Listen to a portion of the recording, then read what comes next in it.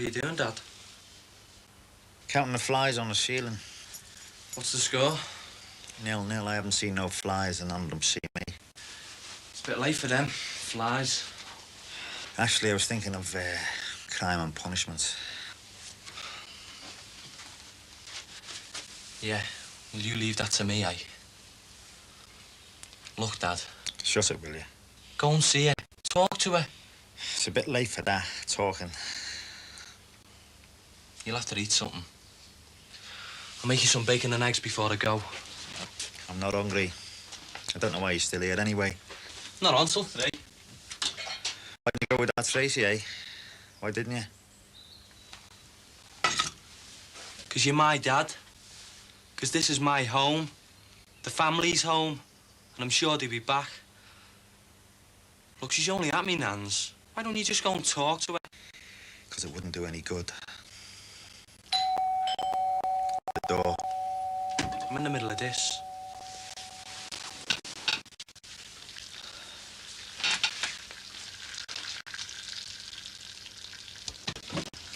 Ho, ho, ho! No, no, no. I'm offering a very unusual line in Christmas decorations this year. Bit early for you, isn't it, Santa? Well, my twin brother's been down in Lewis's for a week. I've got your paper chains, your tree decorations, your Christmas wreath. I told you. No, no, no. Well, perhaps if I could have a word with the lady of the house. You what? Well, the lady of the house, you can You know buy you can do with these, don't you, eh? All right. You go and hang yourself with them now. Get lost, all right? All right, Merry Christmas. What's that about? And I don't need you to start trying to be lady of the house, all right? All right, ease up. Yeah, I'm sorry. I'm just trying to make sure you get some food inside you. All right? Look, I'm sorry, but I can look after myself, you know. Yeah, you better get going, haven't you? 10 minutes. Could talk to her for you. No. It's hard to take the first step sometimes. I'd just say, I knew you were sorry for whatever it was. No, thanks all the same, son. What was it exactly? Was it the debts and that? Partly, yeah. 'Cause you know me and Kirsty are saving up.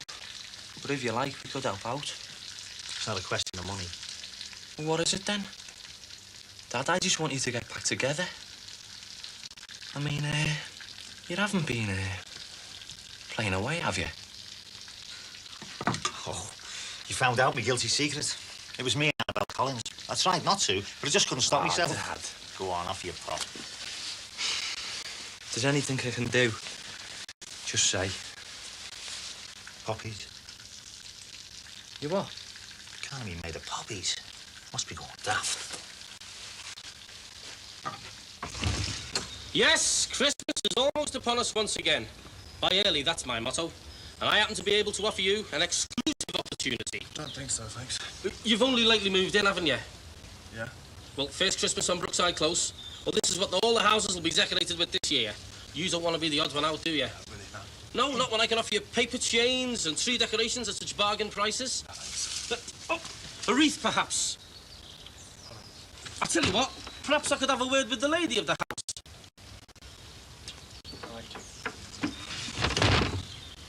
Merry Christmas.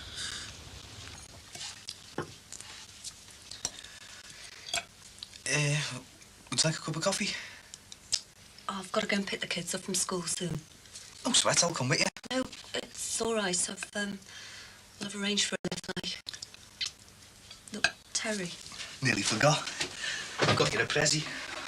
Present? For? To celebrate. It's not every day, is it, you sort the legal hassle out about your new house. I hope you like paperbacks. Sorry about the wrapping paper. It's all we're selling in the shops at the moment. No need to open it now. Sit down, will you, Terry? Don't tell me. You haven't got a record player. Oh, Alison, don't go all medal sleep. What's the matter? Look, I'm sorry. You're allergic to LPs. I can't accept this. Why not?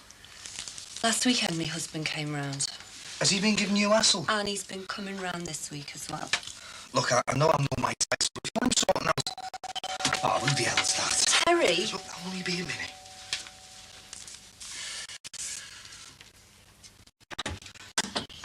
Ho, ho, ho! Not today, Santa. Sir, before you pass up the opportunity of a lifetime, let me just... Sinbad. Yes, some people did used to call me that before I emigrated to the Arctic Circle, bringing back exclusive imports of Probably knock-off gear. Christmas decorations that no home should be without. I've told you no thanks. Well, perhaps I could have a word with the lady of the house, then. Flaming hell. Is that who I think it is? He said he'd wait round the corner. Do you want to get rid of him? I told him not to come to the house. I wanted to explain. You didn't, did you? Just give us a couple of minutes with him, will you? What's going on? Just a couple of minutes. Be my guest. Or be your own guest. I mean, why don't you invite your husband in the house? It's practically yours anyway. What do you want? I just want to say how glad I am there isn't a lady in your house. That's wonderful. Insulting the memory of my Edna. Oh, no, look, I didn't mean it that way, honest, Harry. Mr. Cross, I just want to offer you these unrepeatable bargains. Unrepeatable's the word. Do you realise this could be a criminal offence? You what? Desecration of the poppy. These are in memory of people who were killed in 2 wars. Never mind, eh? So the likes of you could live, instead of being under the Nazi jackboot. Now go and beat it before I call the RSPCA. RSPCA? I feel like being cruel to the nearest animal. It's been nice talking to you. Merry Christmas. Has everybody got mad round here today? I think they put something in the water. I thought I had an hallucination before. That some fella dressed as Father Christmas tried to sell me a wreath made up of poppies. Hey, Terry. I've been out on the knocker for hours. Any chance of using your bog? If I can't go into my own house, I don't see why you should. Hey, you didn't try and sell him a wreath, did you? Who? Him at number 9? Yeah, Not for the lady of the house. maybe. Oh, you divvy. Jonathan! You all right? He didn't mean it, you know, the do-gooder in the white beard. Doesn't matter. How are things? Is she any better? No, things are pretty terrible, actually. I'm just gonna go and see her now. Yeah, better let you get going then. Sorry.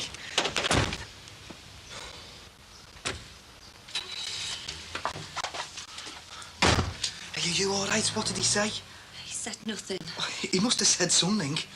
It's what I haven't said. And what's that? I'm not buying the house. Going back to my husband. You what?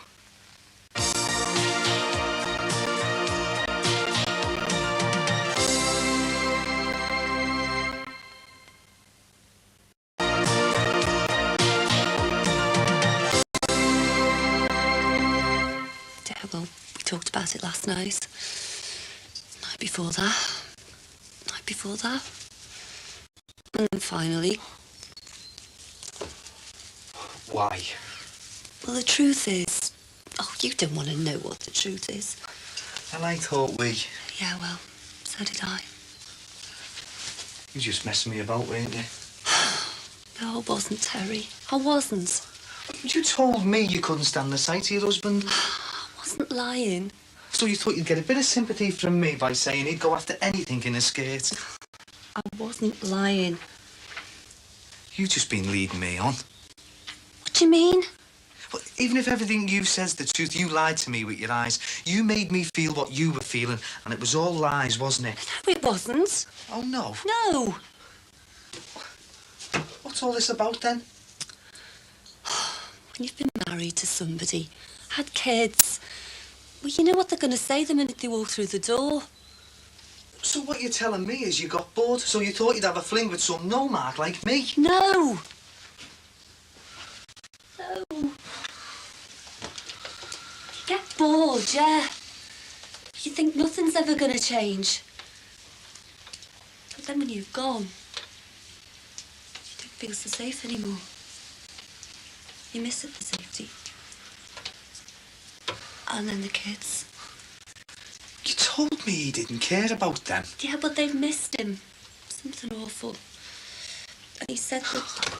I don't want to know what he said. I know what he said. He said, I've been a bad boy. I'm going to be a good boy from now on. You're going to regret this. You should have stuck to your decision. Here, go on, get out. Oh, Terry. Look, before you say it, no, we can't still be friends. Andy Cross offered me money to get out of here, and I turned it down because of you. I'm sorry. If things had have been different... I'd have a yacht in Marbella, and I'd never have been desperate enough to fall for the likes of you. Terry, I'm sorry. Just get up, go on.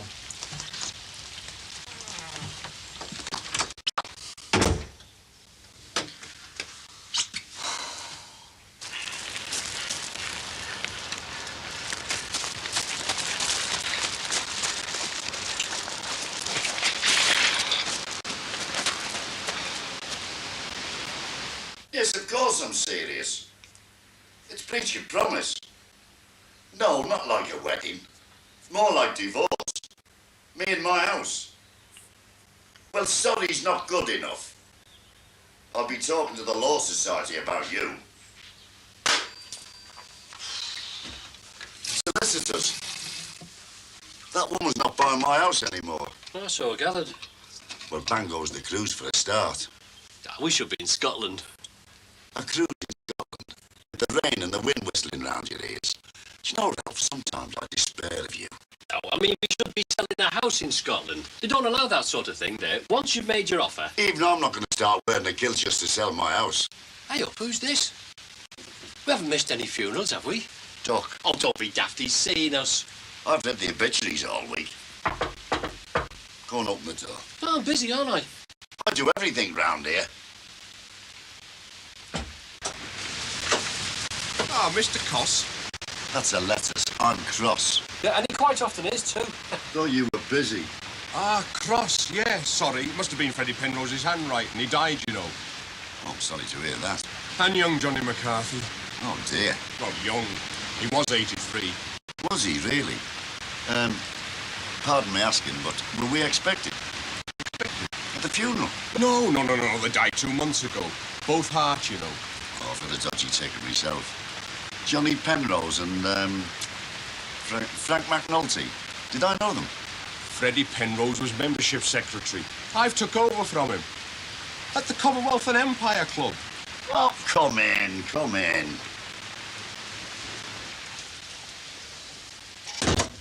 Here, let me take your coat. Oh. I've just made a nice pot of tea. Do you fancy one? Oh, that's very kind of you. Right, Al. Get another cup, will you? Go on through. Sir.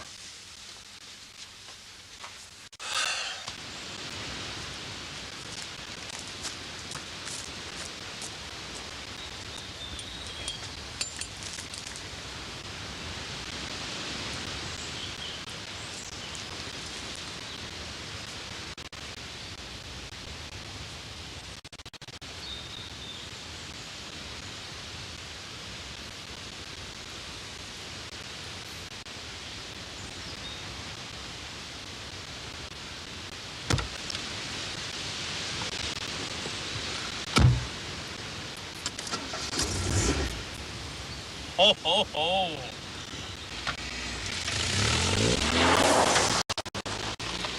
Do you know, today, I had someone round here selling Christmas decorations made out of poppies. Can you imagine that? Wreaths and paper chains made out of poppies. Breach of copyright. You what?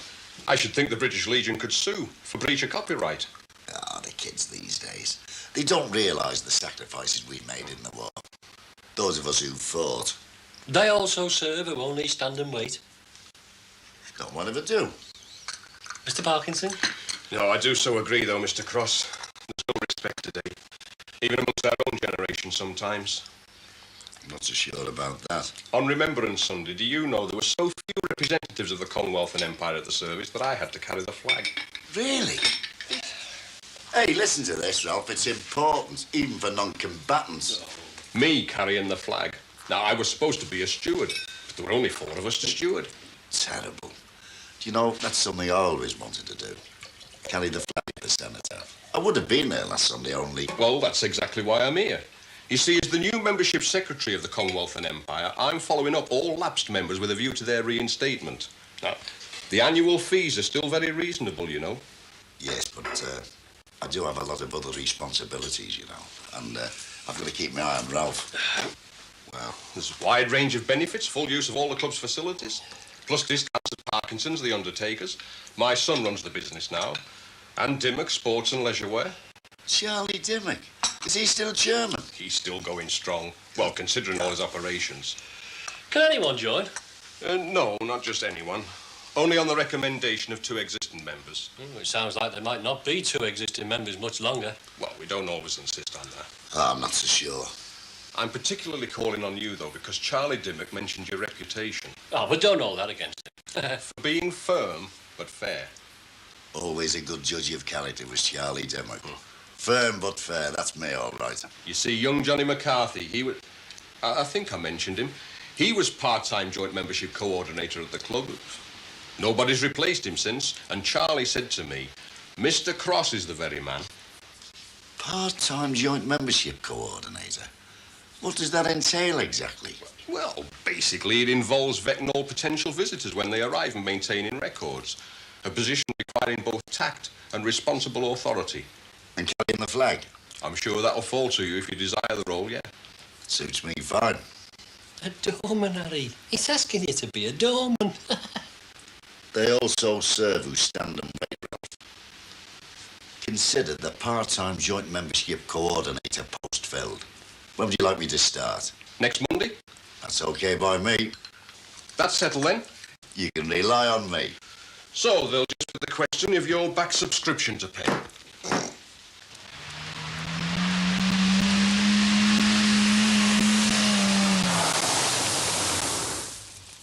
Where's the bloody car?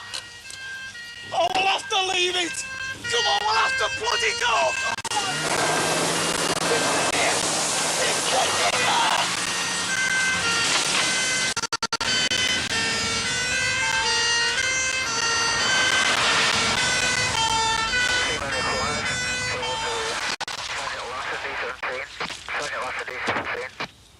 She's as good as... What? I mean, her body's still alive, but she'll never be... she'll never recover properly, even if she lives. There's no need to keep apologising. That's just twice now you've gone and offered me a hand in friendship, and I've told you where to put it. It doesn't matter. In the house. I don't want to be there, full of ghosts. Ooh. Well, they howl at night in the back garden. That's probably just the Corkills arguing all the time. So how come you always manage to be so cheerful, Terry? Me? I'm not. Just hide it well. Yeah. Well, you're all right, aren't you? With that woman? What's her name? Alison. She's moving in, right? Wrong. She's gone back to her husband. I'm sorry. All right, H. Got some bad news for you, son. Don't tell me. No one's got any respect anymore, and Alison Fairney isn't moving in. Oh, and you haven't heard the worst news yet. Look, it's all right, H. I'm just interviewing a few glue sniffers, see if they want to move in with me. What's the worst news? Well, nothing's changed, just because she's not moving in. This is a notice to quit. I'll be looking for a decent tenant now. 4 weeks' notice. It's been a pleasure doing business with you. 4 weeks, I want the rent paid off.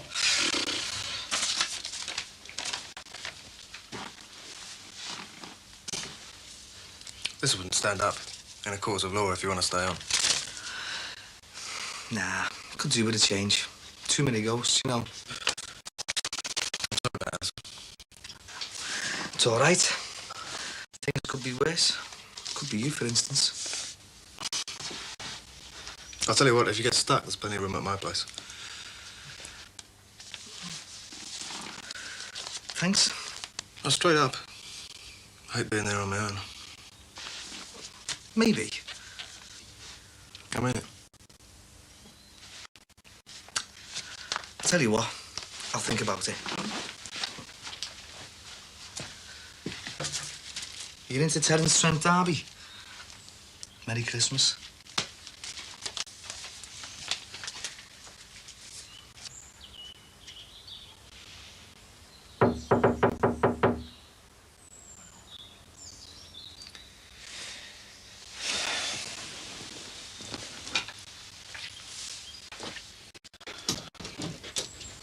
right, Bill. On the bright side there, will you, right? What brings you here, then? Brotherly love and affection. And I don't want to hear no racing tips. Well, amazing as it may seem, I haven't got any today, have I? No ale in then, eh? Nah, there's only the champagne in the garage. Hey, that lad gave me the shock of my life today, you know. Who did? Your Rod rang me up, didn't he? What's he trying to find out about? Hey, just because you're paranoid doesn't mean people aren't getting at you, you know. No, he was worried, like, that, you know, when he got home he might have to identify a body. Yours. So he sent me round to cheer you up, didn't he? So, here I am. Hey, come on, mate. Tell us about it, eh? Nothing to tell. Well, who can you tell if not your own kid brother, eh? Hey, Bill, look. Yeah, here you go. Come on. Get it off your chest, eh? Go away, will you?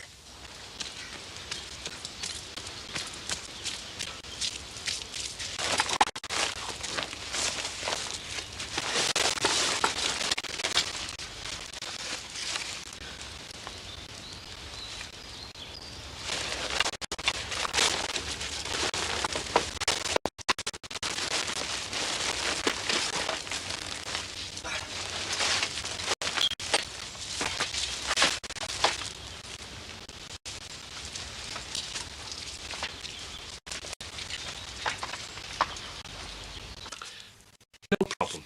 You warped, you are. No problem. I'm being blackmailed into robbing gear from a supermarket because of one mistake I made. And because of that, my wife's walked out on me and my daughter's followed her. And what does my brain of Britain brother say? No problem. Nah, go back at horse, will you? Look, OK, right, so you did a job for this Reardon last week, yeah? No problem. And he did the job with you, right? No problem. And now he wants you to do another job for him tomorrow, hmm? No problem. Stop saying that, will you? So, maybe it's time to change the rules of the game. Change the game, even. Call my bluff. How can I? You've got enough on me to send me down for years. Do unto others as they are doing unto you. Or something like that. The question is, you see, what have you got on him? So we're all thieves together, so what? So, now that you've done a job with him and for him, you could send him down for years, couldn't you? Yeah. Yeah. So, you refuse to do this job with him tomorrow, right? And you meet with him, with your kid brother in tow, you know, to give you a little bit of immoral support and that, like, right? Then, you meet with Doreen and you tell her that you put your life of crime behind you. Boom, you all live happily ever after. She might not come back. She will, mate, she will. There's been a lot of bad blood between me and her, Jim. We don't know the half, lad. Right, and what she said you've got to do is to choose, right? Between his job and her, right? Yeah, but... Right? Right. Right, so now you're choosing, aren't you? You're choosing her, so she'll come back, won't she? It's risky. Yeah, well, so's crossing the road, isn't it? Look, Billy, it's your best chance, mate. It's your only chance. Take it.